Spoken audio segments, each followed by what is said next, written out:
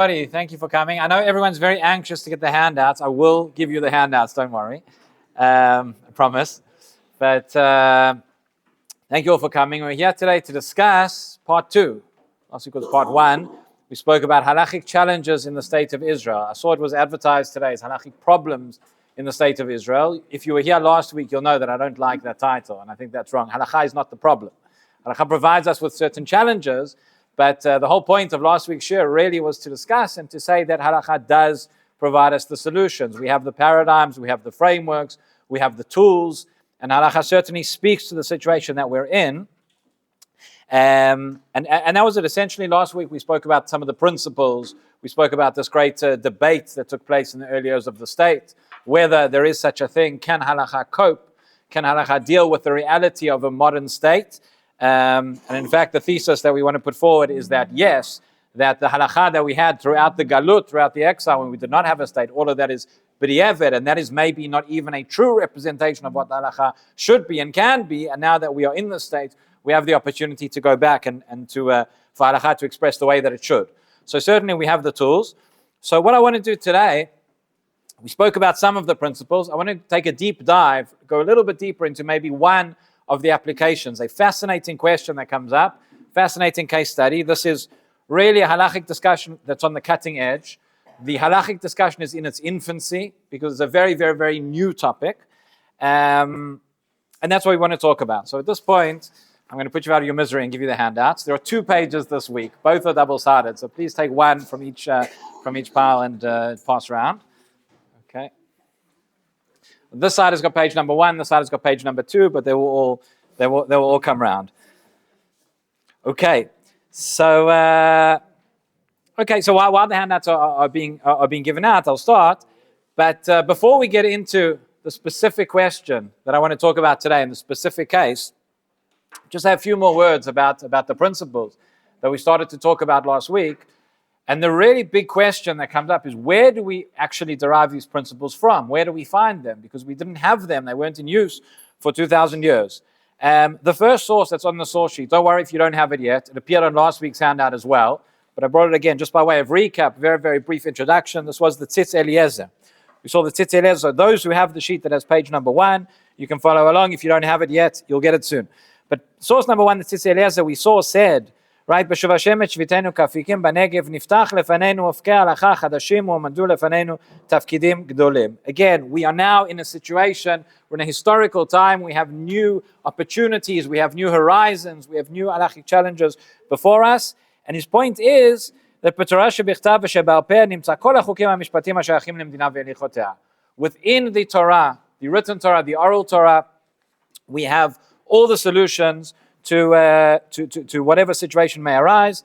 פתרונים לכל הדברים בין אדם למקום, בין אדם למדינה, לכל התקופות, לכל הדורות. Okay? Last week we spoke at length, we quoted Rav Moshe Tzvi Neria. We spoke about this contrast havikuach, this argument that he had with Professor Leibovich, and we mentioned some of the things. Again, I just want to share with you his bottom line, and this is in source number 2 on page 1 of the handout. Rav Neria said, I've translated it here into English. He says, we believe in the divine source of the Torah given from heaven, and thus of its eternal value, that the Torah shall never be substituted. We are convinced, too, of its ability to solve the challenges of every generation, including the questions raised by the Jewish state established in 1948. Now, that's not enough. We also believe in the ability of the sages of each generation to correctly extrapolate and apply the principles of halakha found in the Talmud and its commentaries for all situations. Okay?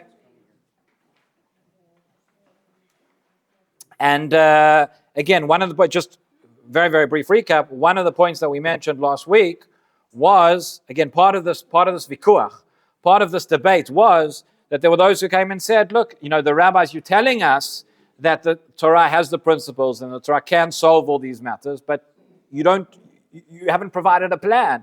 You haven't provided a concrete plan how it can be. Police, army, hospitals, infrastructure, diplomatic services, etc. So one of the things, and we touched on this, but in source number 3, again, Rav Neria explains.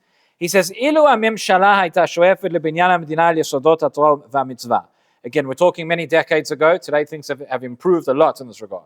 But he says if the government and those in charge really wanted to create a medina yesodot haTorah v'hamitzvah, create these infrastructure and these services running in a halachic manner. It's possible, it could be done, it's compatible with Shabbat. That's not the problem. He says, unfortunately, but that's not the way that it is today. Why? Because right, this is one of the things we have to separate. We'll see in today's topic as well. We need to separate between that which is routine and that which is emergency. We're talking about running services on Shabbat. Routine things that can wait till after Shabbat should wait till after Shabbat. But when everything is just lumped together and you aren't willing to tell us what's emergency and what's routine, so why do you come to the rabbis? Right? If that's the situation, we can't give you a plan because you aren't giving us the information. Right? With a lot of these new challenges as well, questions of technology, questions of whatever may arise, halakha relies on the experts. Relies on the experts to give us the information. If the experts are not willing to give us the information, then we can't necessarily answer. Okay? So before we jump in, all that was just a very, very brief recap of last week. A lot of the questions that we'll deal with today as well relate to war, relate to, as it happens, running a state, protecting the borders, protecting different things. And the question again comes, we didn't have this for 2,000 years. This was not relevant. We are claiming that all these laws and all these principles are in the Torah, but where do we find them? Where do we find them? So one possibility perhaps is that, again, if you look through the Gemara, you look through Shas and Poskim, you won't find that much about how to run a Jewish army. Because when the Talmud Bavli was put together, we didn't have a Jewish army. Okay, there was a brief period, Bar Kokhba, rebellion, etc. But maybe there was a time last week when I opened the share and I said, we have new questions, we have a state, we've never had it before. And somebody said, we had a state in the days of David and Shlomo. Okay, so maybe we need to go back to the Tanakh. Maybe we need to look in the Tanakh and that will give us the answers and that will give us the principles. So source number 4, Rav Asher Weiss has a whole share on this, where he talks about whether the Tanakh can be used as a halachic source. And just a regular achat, his answer is no, you cannot. He says, Be'emet nireh pashut, there are many reasons why we cannot extract halacha from the Tanakh. Don't think because the people in the Tanakh were acting contrary to halacha. That's not the reason. We don't have the halachic discussion, we don't have the framework, the way that the Tanakh is presented to us is not as in a halachic manner. We don't know the circumstances, we don't know all the conditions. Sometimes a certain action was done because you had a Navi, you had a prophet who came and gave an instruction that was a Horat Sha'ah, that was meant to be there and then. That's not something we learn for generations. Bottom line, says Rav Asher Weiss, we cannot extract halacha from the Tanakh. That is not a halachic source. Okay, so where do we go? Where do we look? Where are we going to find these solutions? So Rav Kook, in source number 5, Rav Kook has, not everybody knows that Rav Kook actually wrote more works in halacha than he wrote in machshava. But Rav Kook, in one of his responses, it's called Mishpat Kohen, has a fascinating discussion. Now, it's a very, very long tshuva. It's about 12 pages. I didn't bring it all for you on the handout, otherwise we'd be here all day. But he has a whole discussion there. He talks about milchama, he talks about pikuach nefesh, talks about when you can endanger your life, an individual versus collective, etc. And part of that discussion, he says the following. He's talking over here, it's not directly our subject today, so I'm not going to go into all the details, but we have two types, we know halachically there are two types of wars. There's what's called the milchemet mitzvah, and what's called the milchemet reshut. Milchemet reshut is what's called not an obligatory war, but essentially a voluntary war. If the king wants to go and expand the borders, or different reasons, he's allowed to go and he's allowed, that's what's called a milchemet reshut. And the question is asked, how can we have a concept of a milchemet reshut, because when you go into war, you're endangering lives. We know pikuach nefesh takes over everything. Milchemet mitzvah is different. Okay, but he says, where does this come from? And the truth is, when you think about it, you read Hilchot Melachim of the Rambam. Okay, there was a situation where the Jewish people had a king. There are many things that the king does that are not in the Shulchan Aruch. Okay, a king has the power of execution, according to halacha. There are laws about what happens to the possessions of somebody who was killed by the king, etc. So Rav Kook says something fascinating. Source number 5, he says, "Milchemet mitzvah la'aniyot ha'atiyenu mud klal, da'u kochach inyanei ha'klal de milchamot, yotzim miklar zeh devachai bahem." Okay, he says, Milchemet mitzvah, milchemet rashut are different things. We don't learn from milchama about, in a normal situation, about endangering one's life. Shregam milchemet rashut mutereti. Essentially, he says a milchemet rashut is a war fought for economic benefit, ultimately. And from where is there permission to go and endanger life for that? Ela de milchama v'ilchot tzibur shani. Okay, again, milchemet rashut is not our topic today, so I'm not going into it. But his point is, when it comes to milchama, or when it comes to hilchot tzibur, the laws of the collective, put it in other words, the laws of the state. Okay, this is different. This is a different category from the four sections of Shulchan Aruch that we're used to. He says, Ulai hu michlal mishpatei hamelucha. There is a section of halacha, section of laws, known as the laws of the melucha, the laws of the kingship. And he says, he gives some examples. The next sentence here, which is in bold, he says, Slidim shenisharu lanu mimishpatei hamelucha, shem einam al pi gidrei HaTorah sheluchot yachid. Says Rav Kook, you have within the Torah, you have the halachot, the corpus of halacha that we've been working with for 2,000 years is primarily, as we discussed last week, that is Hilchot Yachid. That deals with an individual. A Kehillah, in Chutz La'aretz, for the purposes of this discussion, is also Yachid. Okay, but when it comes, there's something what's called Mishpatei HaMelucha. This is something that we had when we had a commonwealth, when we had a state, and this is the way the halacha was governed. We have remnants of it. We have remnants of it. We don't have it in the Shulchan Aruch, because as I said, the Shulchan Aruch was not written in this way, in this situation. But he says we have these shridim of Mishpatei HaMelucha. Now he says, Gam eile yesh lemako b'Torah. Of course, we're not making up something new, right? We're not saying lahavdil. We're not accepting the argument of Leibovich from last week, who said halacha doesn't deal with this. You need to create a new paradigm. We say no, the paradigm exists. We have the remnants of it. Okay, we're going to have to dig deep to find them. But he says all this is within the Torah. The king had the ability to darshan out from the Torah and to apply these things as was necessary. He goes on to say that this is why the king had two Sifrei Torah. It's a very, very interesting interpretation of that. But anyway, that is, again, all that is by way of background. Rav Kook says we have this idea of the Mishpatei Melucha, all the Hilchot Tzibur, all the Hilchot Medina that we're going to discuss that have been reawakened and that are being redeveloped right, over the last 75 years or so. Says Rav Kook, this is the source of it.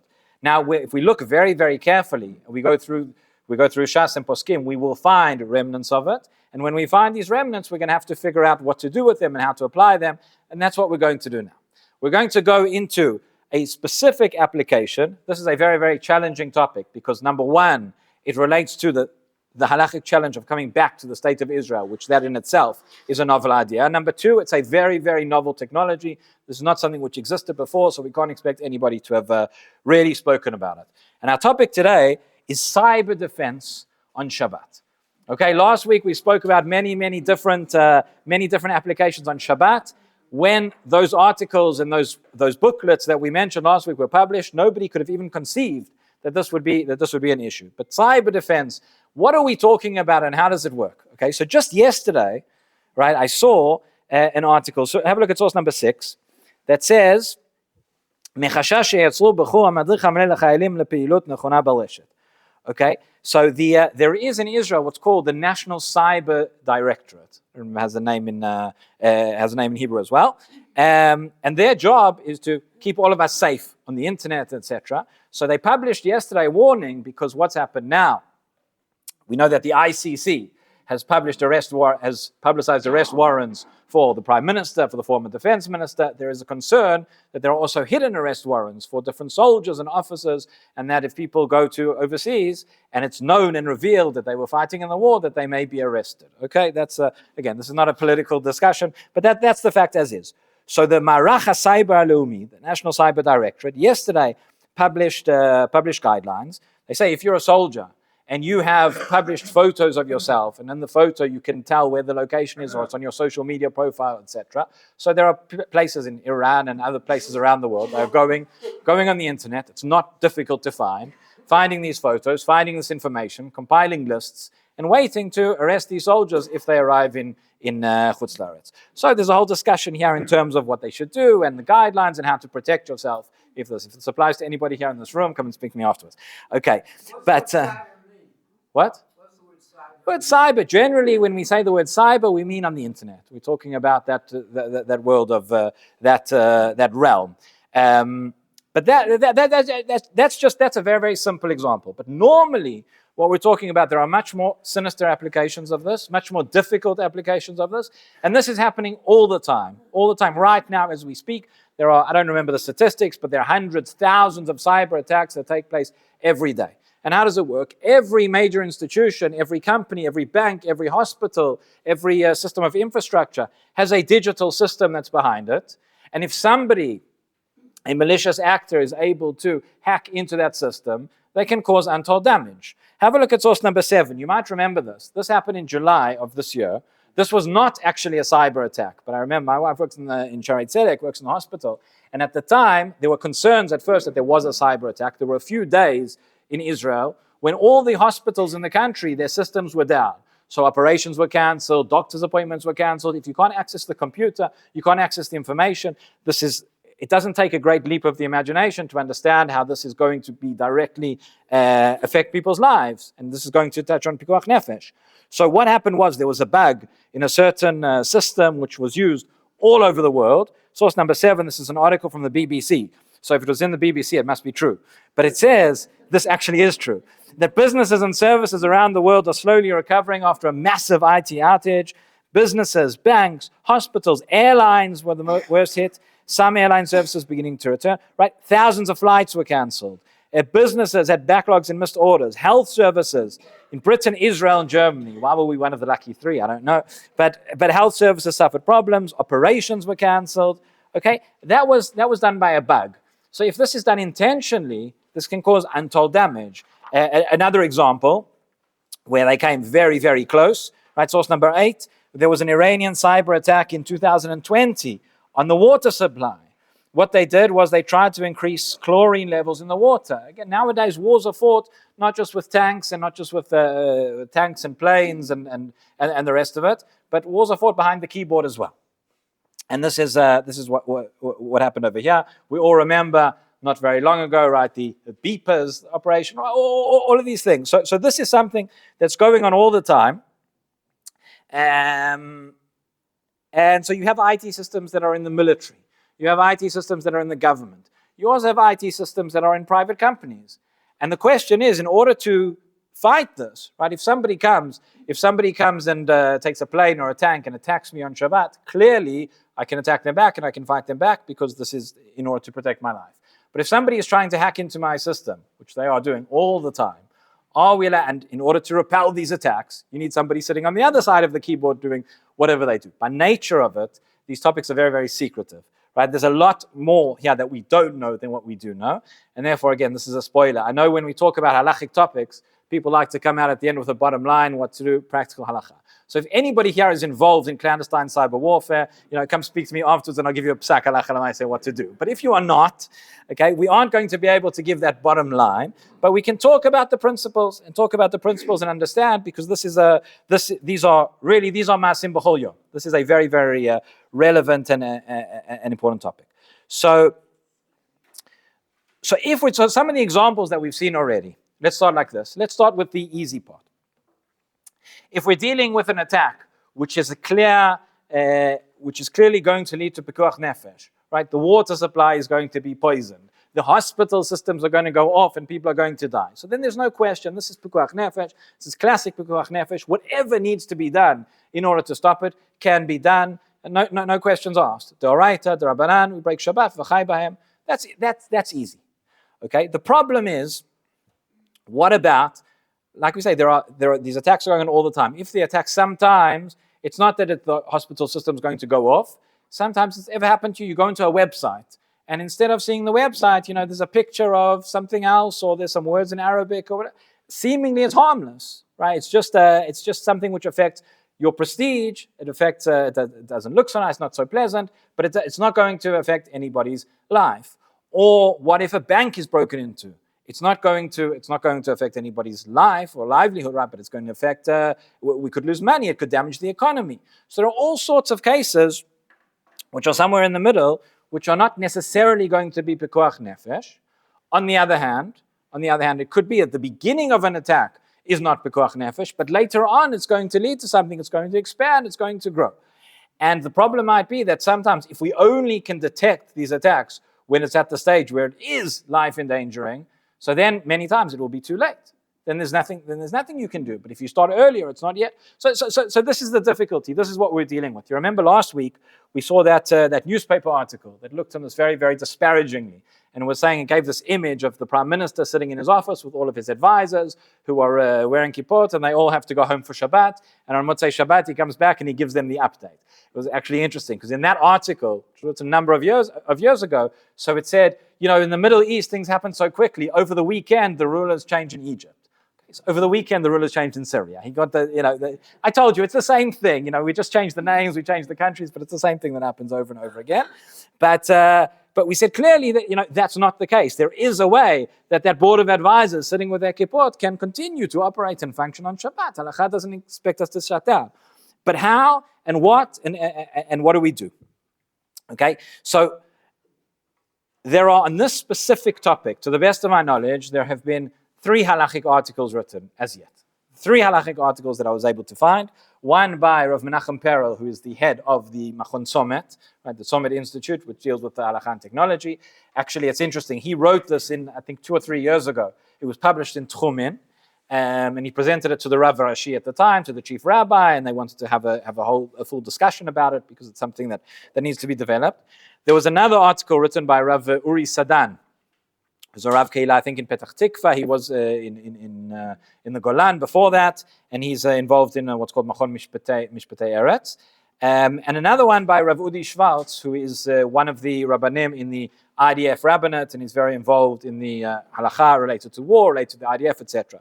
Those are the 3 halachic pieces that I've seen. We've quoted from all of them. I'm sure as time goes on and as this area develops, there will be more. But really, so you heard it here first. Right? We're really at the cutting edge. We're at the forefront of the new halachic topic. So the question is, as always, you're going to open up the Gemara, you're going to open up Shas and Poskim. Even if you go back to the Tanakh, you're not going to find any explicit discussions about cyber warfare on Shabbat or any day of the week for that matter. So where do we go? Where do we find these things? Now, it's difficult because, number one, it's a new technology that's never existed. And number two, because it's not halachot of the individual, but it's halachah of the klal, of the tzibur. And that's also something that we don't really have access to. But Rav Kook taught us that we did have access to that once upon a time. That's what he calls the Mishpatei Melucha. And we have remnants of that. So I want to share with you 3 remnants that we're able to find, that we're able to discern from Shas and Poskim, from the Gemara. 3 cases, which are going to be very, very relevant. These are quoted in all the articles that I mentioned. And these 3 scenarios, which are classic scenarios in halacha, which will maybe give us a bit of an indication as to how to deal with this new topic. So source number 1 is called the paradigm number 1, right? If a fire were to break out on Shabbat, this has been discussed since the days of the Gemara because fires have happened for a long time in human history. Now, what's the default position? Okay, before we get into the practical halacha, before we get nowadays, let's go back to the Gemara and again let's try and understand from first principles. If a fire breaks out on Shabbat, what do? How many people say put it out? How many people say don't put it out? Okay, a lot of people are not saying anything. No, because it's in between. It's not black or white. It's not. There's certain things you're allowed to do and certain things you're not allowed to do. Okay. Depends on the severity. It depends what's burning. Okay, you're going to need a lot of cups like that, depending on how big your fire is. Okay, but essentially, but that's correct, right? Meaning, if we have a fire, which is, as we all know, if it's pikuach nefesh, if the fire breaks out, and here we'll see the difference between the way that houses and cities were built in the days of the Gemara versus the way that it is structured today. But if a fire breaks out that is causing a direct threat to life, you put it out, no questions asked, that's pikuach nefesh. But if there is a fire, now, if today we can imagine such a scenario, it's very difficult to imagine such a scenario. But hypothetically, if there is a fire that is not, I know 100% that this is not causing any threat to human life, okay, the only people around for miles or whatever it is, no one is in danger from this fire. But my entire house is going to burn down, and entire factories are going to burn down. I'm going to lose my life savings. It's going to destroy all of my property. But there is no threat to life. There is no pikuach nefesh. The halacha is you cannot extinguish the fire. Extinguishing the fire is a melacha deoraita. And we can only transgress melachot d'oraita for the sake of pikuach nefesh, not for the sake of saving money. Okay, which makes us think, if we were to stop there, don't worry, we've still got time. But if we were to stop there and we had applied to our case, so we would think there's a cyber attack on the bank, for example, and they're going to steal all my money. Too bad. Okay, now we're not stopping there, so don't worry. But that's our first default. We have to understand that. I've brought you the Shulchan Aruch in Siman Shin Lamed Daled. Okay, the Shulchan Aruch here talks. He says Neflad leika b'Shabbat. If there was a fire on Shabbat, so you need to save from your house enough food so that you'll have for Anik Shabbat, for the 3 meals of Shabbat. And if the fire breaks out after supper or before Sudash Lishit, etc. But what you see from the Shulchan Aruch is, the default position is, you can save what you need to save, but you can't put out the fire. Okay, of course, if there's pikuach nefesh, we can extinguish the fire. Now, yeah, correct. And the Gemara has a discussion in terms of grammar, in terms of what you said, where you put the cups of water that they're going to put it out indirectly. Okay, but that's not our, but that's not our discussion now. Okay, but I just wanted to get the point that again, our default position is you cannot put out the fire if there's no pikuach nefesh. So up till the Shulchan Aruch, it seems to be that the default, our understanding is that there's no pikuach nefesh involved. Leave the fire. Now, already in the 12th and 13th centuries, you see in the Rishonim start to say a little bit differently. And they start to say that reality has changed. And if there's going to be a fire, we estimate that sooner or later it's going to lead to loss of life, or it's going to cause a danger to life. And therefore, nowadays we say that we can extinguish the fire. Again, it's important to understand the principle. We're not extinguishing the fire to save our property. We're extinguishing the fire to save lives. But reality has changed such that we can't rely on a fire on the property, that it's not going to endanger lives. So have a look at the Mishnah Berurah underneath the Shulchan Aruch. He says, Yatsa heter lechabot ad leika b'kol makom. Nowadays we extinguish the fire wherever it is. Kevan de'efshar. Im lo yechabena, al yechsar miyot sham ba'ir zaken o choleh she'en yachol livroch. Okay, so the first thing he says, right, you think it's safe, but you're not going to put it out. The fire is going to spread. Okay, somewhere we're dealing with, on a communal level or on a national level, somewhere there's going to be someone who's not able to run away from the fire. You can run away from the fire, but again, that's when we're dealing with an individual. But when we multiply that, someone's not going to be able to escape. Someone's going to be in danger. So therefore, you put out the fire.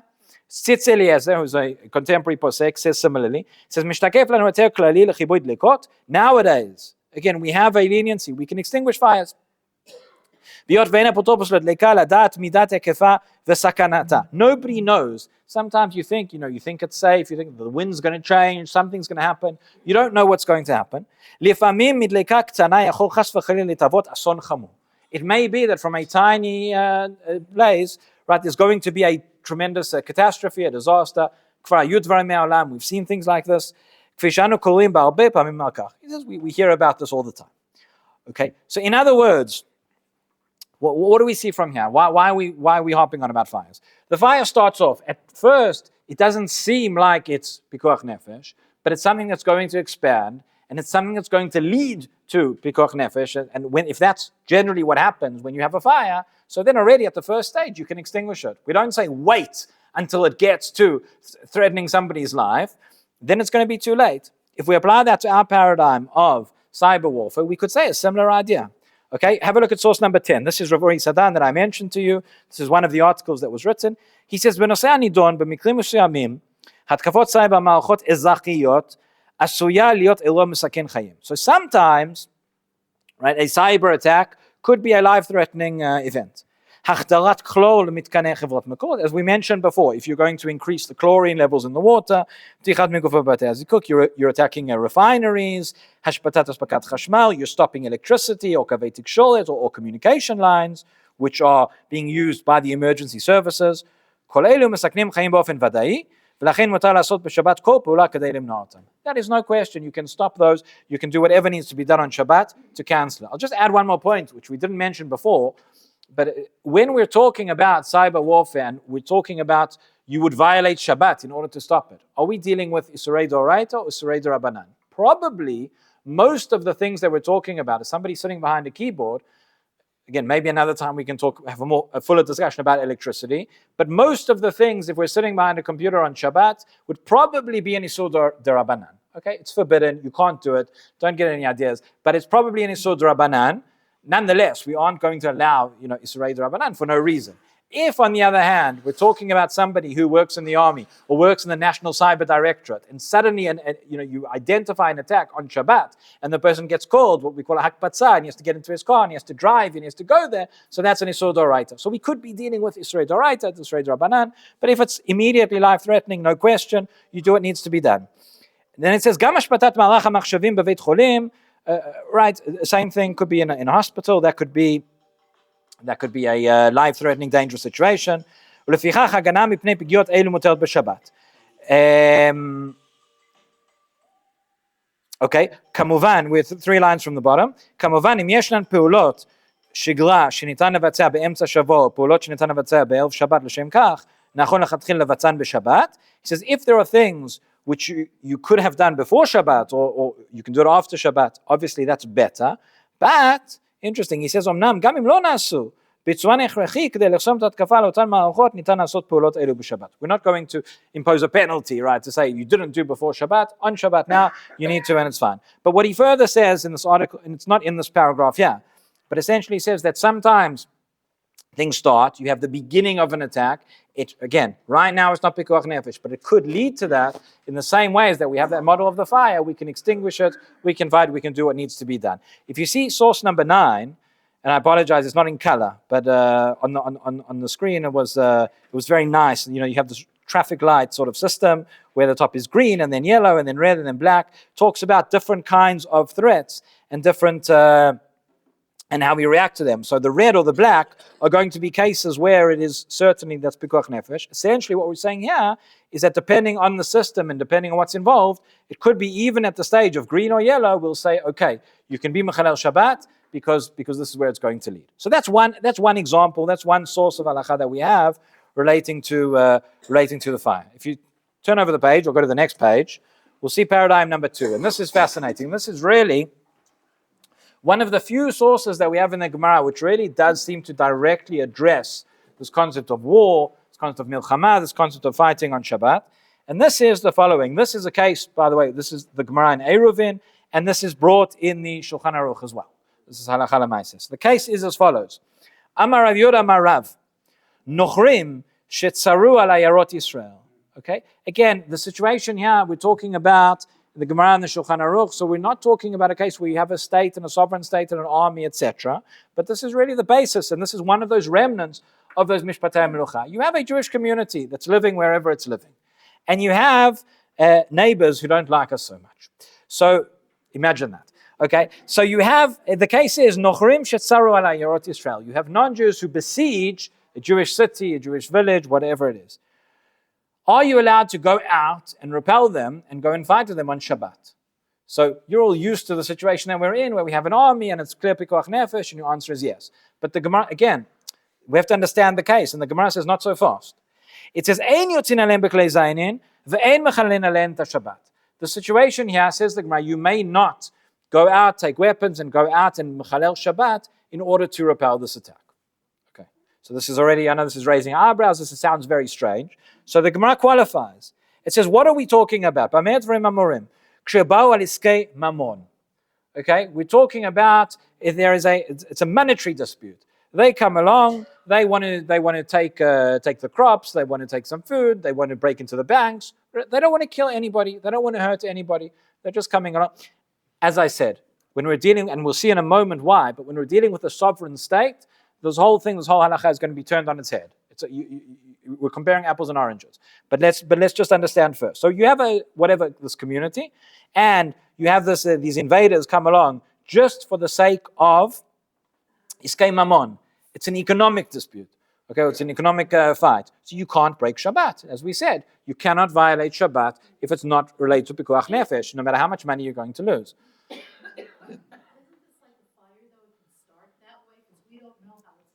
Okay, so that's a good point. So let's see the continuation of the Gemara, because exactly the point is raised. It says, alein to Shabbat. If this is a situation, where they're coming to attack, they're coming to fight, they're coming to kill, so of course you go out, you break Shabbat, no questions asked.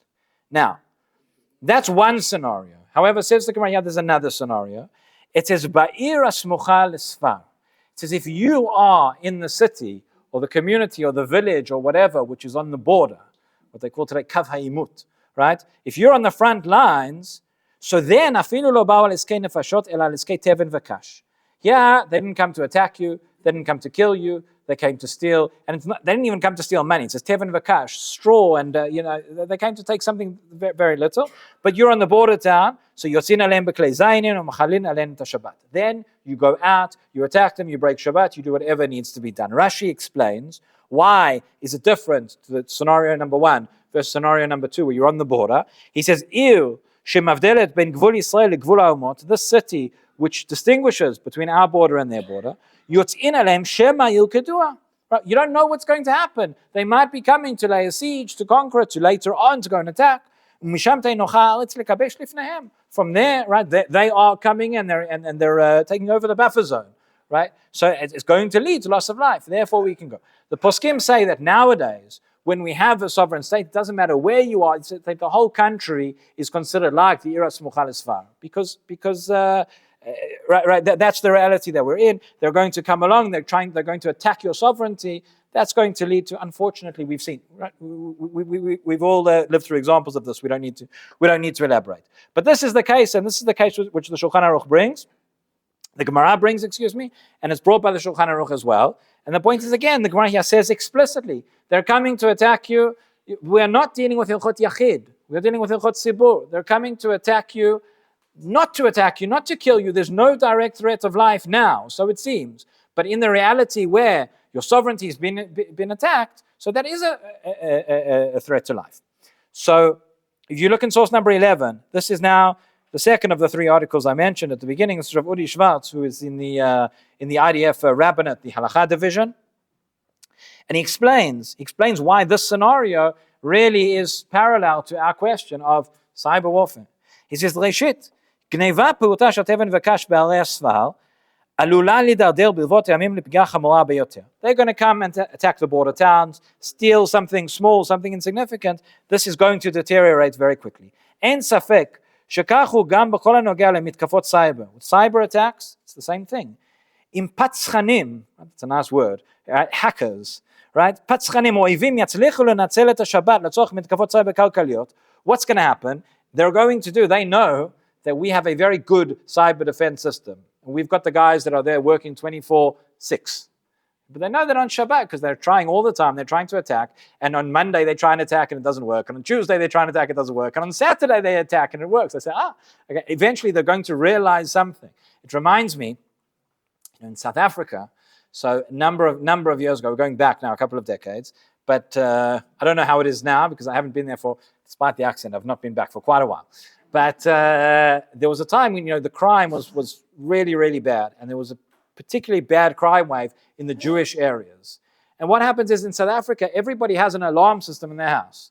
And you set your alarm every night before you go to sleep. And then no one can come in. Or if they come in, the police get alerted immediately. What happens on Friday night? You don't set your alarm. Now, these guys are not so stupid.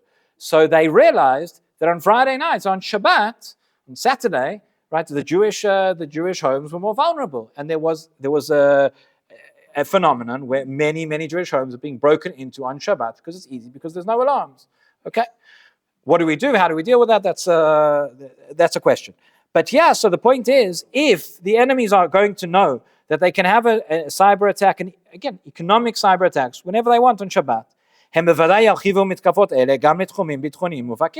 they're going to realize, they're going to say, on Saturday, let's attack not just the banks, but we'll attack the military, we'll attack the infrastructure, etc. ההגנה על הגבולות שעליה מופקד מערך הסייבר הלאומי מבקש להבטיח שחלילה לא תיפרץ כל פרצה בתחום זה. And in that way, this is similar to the attack. This is, the cyber frontier is another one of your borders. This is a border. He says in the article, he spoke to an officer in the army, and the officer suggested that when we say the Mishaberach, the Tefillah for Chayalei Tzahal, right? We say it every day.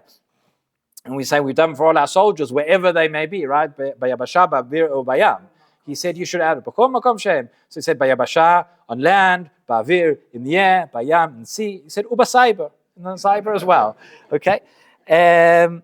So that's one idea. Secondly, and similarly he continues, בעידן המודרני, מדינה שאינה מפעילה מערכה סדורה להגנת סייבר מאבדת באופן מהותי מן המשילות והריבונות במרחב הקיברנטי. In other words, this is another place where we have to demonstrate sovereignty. And if we don't demonstrate sovereignty in this realm, then we'll lose. מסוגיית עיר הסמוכה לספר, יש ללמוד שגם עניין זה נחשב לפיקוח נפש. Protecting your borders, keeping sovereignty on your borders, within your borders, that ultimately leads to פיקוח נפש. הפוסקים נקטו שבזמננו המדינה כולה נחשבת לעיר הסמוכה לספר, as I mentioned before. Nowadays, the entire country is considered as the front.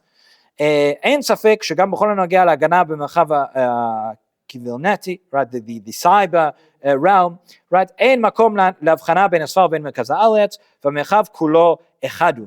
ויש להגן על כולו מפני פגיעה. We have to protect the entire area. Now again, the question is going to be, how far does this go?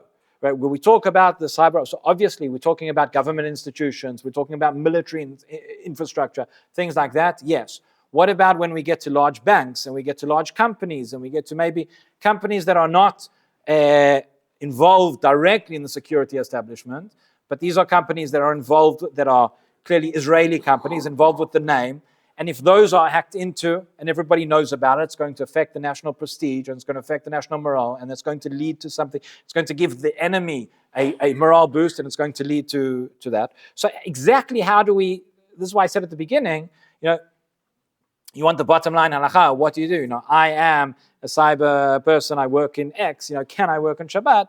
So that we have to look at it on a case-by-case basis and establish. But just on that, for example, so Rav, the first article we saw, Rav Uri Sadan, is more lenient on this. He says, again, we're worried about any kind of breach. So anything that could lead to a breach, he said, we'll allow you to defend and do on Shabbat, do what needs to be done. Rav Perel, who we'll see was the head of Machon Summit in Tchumen, he's a little bit more stringent and he says something, a company where it's clear that it's directly not involved in this realm, he says there are certain things which could not be done on Shabbat. If you just turn over the page for a moment, you'll see we have this nice chart. So, sorry? Hackers. Enemy hackers. Those are the breaking into your computer systems. Okay? So he says, he divides it into three different groups. There's what he calls TAMAK, which stands for Tashtiyot Medina Kritiot, essential state infrastructure. Okay, for example, electricity, a blood bank, all sorts of things like that. And then he says you have what he calls Group A, which is large companies, banks, large food chains, etc. Okay, he says for both of those, you could break Shabbat. He says, then he has what he calls Kfutza B, which is, smaller businesses. He writes here that's about 70% of the market in Israel. There he thinks that there is no heter to break Shabbat. If those businesses are going to get broken into, he says you just have to leave it. Whereas others say no, that will ultimately lead to the same breach. Again, we all agree on the principle. It's how far you take and where the application goes. Okay, but that's source number two. So we saw the idea of the fire, right, and the leniency of the poskim in modern days to extinguish the fire already earlier. We saw this idea of Iras Mukhal Sfar, a city which is on the border. Again, both of these are examples where even for what appears to be economic reasons, you can break Shabbat. But we're saying, ultimately, we're dealing with a state entity, so economy doesn't just stay as the economy, it ultimately leads to loss of life. And that is the third source, and this is quite well known in this area. This is Rav Shaul Yisraeli. We mentioned Rav Yisraeli last week. We spoke about his discussion with Rav Herzog regarding how the police force operates. Rav Yisraeli was a member of the chief council of the council of the chief rabbinate of Israel, the Rosh Yeshiva of Merkaz Harav. He was the founder of Eretz Chemda as well. Tremendous Talmid Chacham, and he is known as Talmid Chacham does not do justice to his stature, but he's known as the Mara Da'atra in this realm of Torah v'Hamedina. We talk about these kind of halachic discussions. He laid down very many of the fundamentals of the principles. He was a trailblazer in this area. And one of the sources that he relates to, again, this is where he dug deep and he found the remnants of this Mishpat HaMelucha, he finds from the Gemara in Shabbat. The Gemara in Shabbat has a case where it says, Mechabin gachelet shomatechet v'ilshut harabim b'shvil shelo yizoku barabim. You have a burning hot piece of metal that is in Reshut Rabim. Now again, there's a discussion here whether extinguishing it would be Doraita, would be Darabanan. According to, there are some of the Rishonim who understand that this would be an Isur Doraita, would be a biblical violation. I'm not going to get into now the reasons why that is. But essentially, again, if it's Pikuach Nefesh, if there's something, it's in a place where it's going to cause direct and immediate danger to life, you can extinguish, you can do whatever needs to be done. But the understanding of the Gemara here is that this is not direct Pikuach Nefesh, but there is this, you have this burning piece of metal, it's in the Reshut Rabim, it's in the public thoroughfares. Everybody can walk around it, right? Why should you be able to extinguish it on Shabbat? And Rabbi Israeli explains. He says in source number 12, Inyan shal siluk hanezek batzibur b'inyan hagachelet. Removing this obstacle, this public obstruction. He says, you're right, it's not dangerous in and of itself. What's going to happen? Somebody's going to go through, and it's not going to kill them, but they're going to be injured. They're not going to be able to go to work. Okay, they might be somebody who's beneath the poverty line, and them not going to work ultimately will lead to a situation of pikuach nefesh. Maybe again one of those people. This is very reminiscent of what we saw by the fire, the Mishnah Berurah and the Tzitz Eliezer. Most people will be able to avoid it. There'll be somebody in the tzibur. You're talking about thousands of people. Somebody's not going to be able to. There will be an individual somewhere for whom this is pikuach nefesh.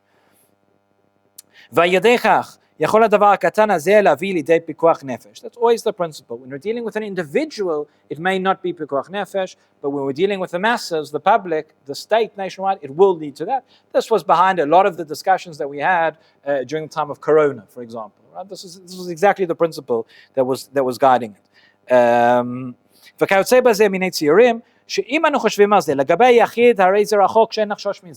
Okay, we have a situation where for an individual, it's far-fetched. It's an unlikely scenario. But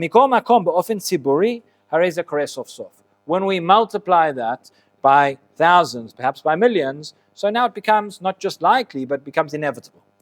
And therefore, so the same things.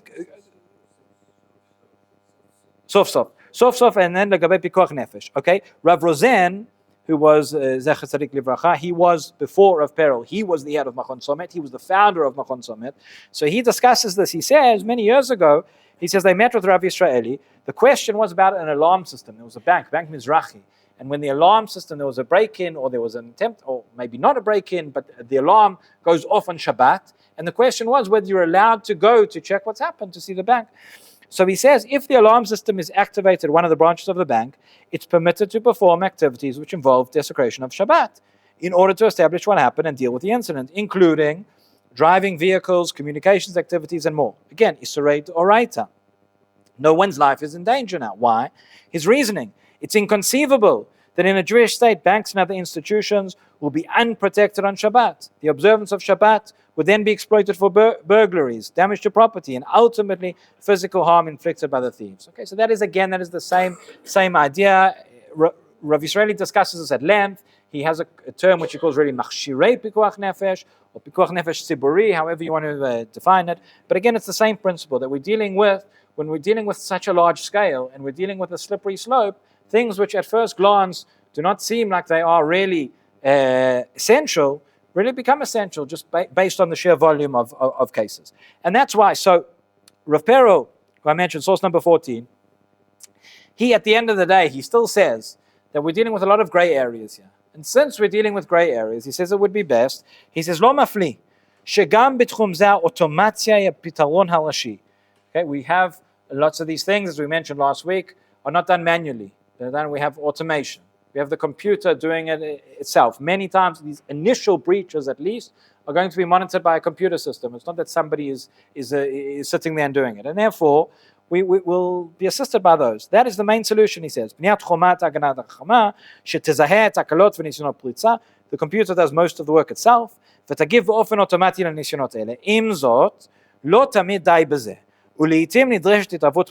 not always enough. Sometimes the computer will give you an alert and you need to get more involved.